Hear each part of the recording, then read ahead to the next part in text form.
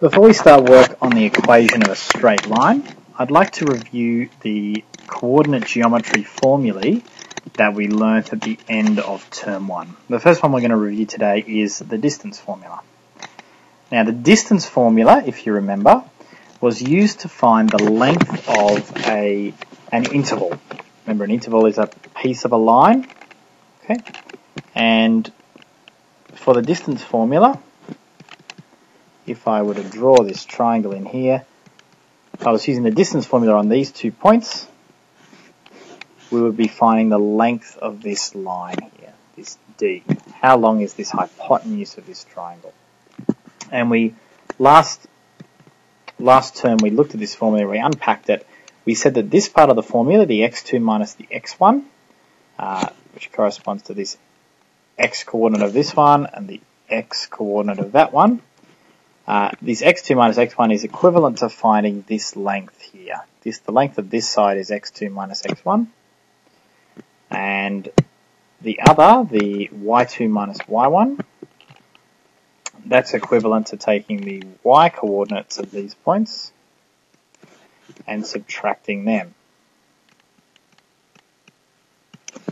And the reason that they were squared and then there was a square root came from Pythagoras' theorem. And Pythagoras' theorem said c squared equals a squared plus b squared, where a and b are the lengths of these two sides and c is the length of the hypotenuse. So in this particular case, x2 minus x1 is 8 minus 1, which is 7. Y2 minus y1 is 4 minus 2, which is 2. So our distance formula in this case, D equals the square root of, whoa, I better rub that out. D equals the square root of, we said x2 minus x1, that was 8 minus 1 or 7. Again, I should rub that out. 7 squared plus y2 minus y1 we said was 2.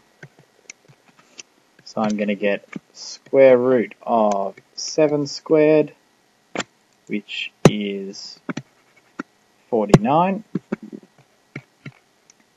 plus 2 squared is 4. That's going to be the square root of 53.